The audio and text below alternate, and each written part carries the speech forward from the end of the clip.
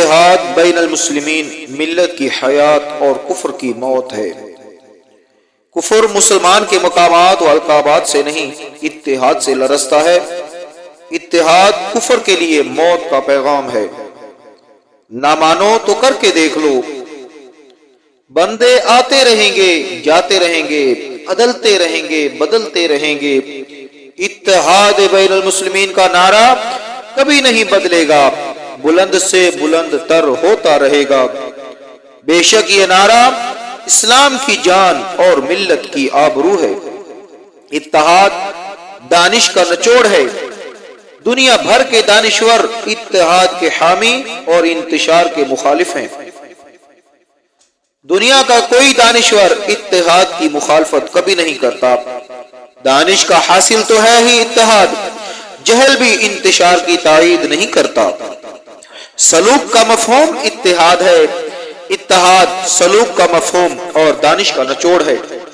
دل رنجور ہیں، ایک دوسرے سے دور ہیں، متنفر ہیں، بیزار ہیں۔ کوئی مسردہ جاں فضا سنا، کوئی محبت کا جام لا جو دلوں کی دوری دور کر دے، مخور مسرور کر دے۔ کائنات کی تخلیق کا باعث محبت ہی تو ہے۔ طیب و مبارک محبت، یہ جام بھی کوئی جام ہے؟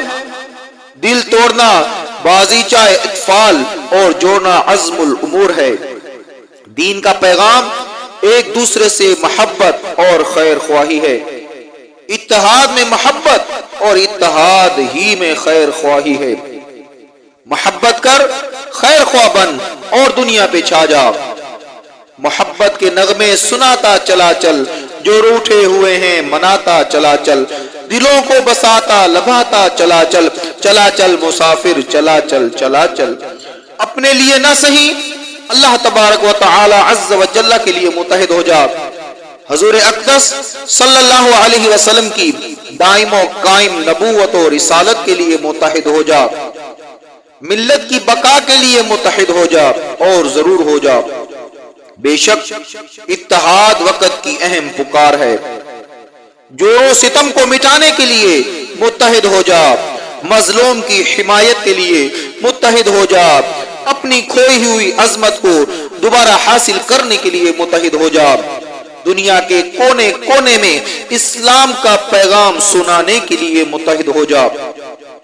نفس و قلب و روح کے باہم ارتباط و اتصال و اتحاد سے اتباع اور اتباع تام سے ملی اتحاد ہے۔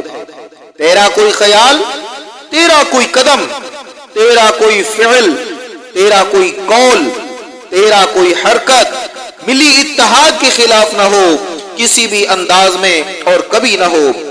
اتحاد ملت کی آبرو، اتحاد ملت کی عزت، اتحاد ملت کا اقبال، اتحاد ملت کا وقار، اتحاد ہی ملت کی پکار ہے۔ ملت کی اقبال بندی کے لیے متحد ہو جا۔ ملی اتحاد ایک وجود ہے، قوی الجسم وجود۔ آج یہ مضروب ہے، مفلوج ہے، مدکوک ہے، مذموم ہے۔ کیوں؟ اس کا علاج کون کرے گا؟